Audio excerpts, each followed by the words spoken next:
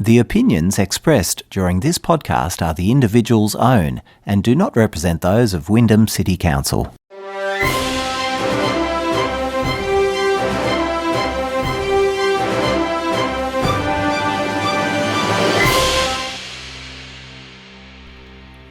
Welcome everyone to Recently Returned, and thank you for joining us for this episode of the Summer Series 2022.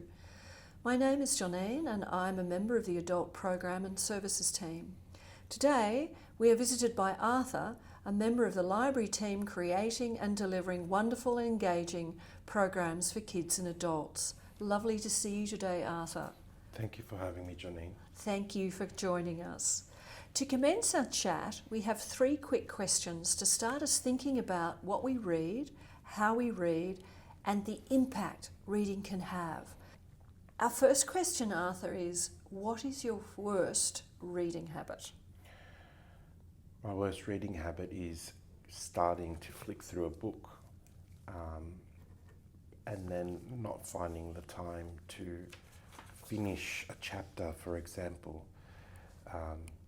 when I've got other things to do. Many people talk about how books can distract us and how they can vie for time. But then we also need to remind us of all the benefits of reading. So it's a pretty good bad habit, I think, Arthur. Our next question is one of reflection. Can you tell us a book which you wish you could experience again for the very first time? Yeah, look, a book which I really enjoyed reading was Afternoons in Ithaca by Spiri Tsindziras. It's a story of a woman's life's journey as a child of migrants growing up in Collingwood to becoming a young adult and studying and meeting people along the way while she tries to find her identity in Australia and what it means to be Australian, but also what it means to be Greek. And likewise, there's chapters in the book where she travels back to her parents' homeland and meets people along the way. So essentially, it's almost like a reflection of the Odyssey story, with Odysseus leaving Ithaca, his homeland, to fight in the war, and then his journey back home. And in almost every chapter there's some sort of interaction with other people that involves a dinner party, food, whether it's a good host or a bad host. It's all about etiquette that comes with entertaining.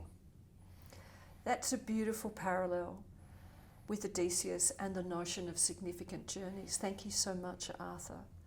Now, our final quick question is about a book which has really challenged you this year. The Pepper Thai Cookbook. Pepper Tegan is a cook whose ancestry is from Thailand and America, and her book is filled with the most delicious looking spicy food on the planet, and each recipe it correlates to a theme, a story, an event from her life. And again, it's that connection of people's life's journeys and food, and that connection to memories of people and things associated with food. For example, I still remember a wonderful seafood lasagna which I had in a little town called Jesolo in Italy. That was a long time ago, but the memory is still there and the connection to the place is associated to the food. Or having crepes, which my grandmother cooked in a little cast iron skillet in her fireplace in a tiny little village in Greece and up in the mountains, and it was just beautiful. It was snowing outside. She had chestnuts roasting in the fireplace as well, and it was just a lovely memory that I can go back and connect to times from, the past. So I'm thinking, Arthur, that the challenge for you reading this book is journeying back in time. Yeah. So it's actually a beautiful challenge and well worth it. Finally, we'd really like to get what you could recommend for listeners for summer reading. Absolutely. I highly recommend Beyond the Greek Salad. Again, it's another similar book to the aforementioned books, but in this one, it's a very visually stunning look at different places around Greece. The colours just pop off the page. The recipes are all inspired by real cooks, whether it's a home cook or a chef in a tavern somewhere in a seaside village with little boats rocking on the waves, and the smell of freshly fried calamari and lemon on top of it. Oh, beautiful, with a little Greek salad on the side, some wine. So this really is a book to keep us company in summer. I have one more recommendation for a cookbook, and this one is another wonderful book. It's called Salamati by Hamed Alayari. I hope I said his name right. And Hamed is a refugee who came to Australia from Iran 10 years ago and has since become a very popular chef, has opened his own restaurant cafe, and cooks the most amazing, beautifully presented, colourful dishes from his homeland and beyond. Again, you want to try all the recipes out, and again, just like Pepper, just like Ruth, just like Spiri, Hamed also connects each recipe to a story of his life's journey, and I think that's very important to me.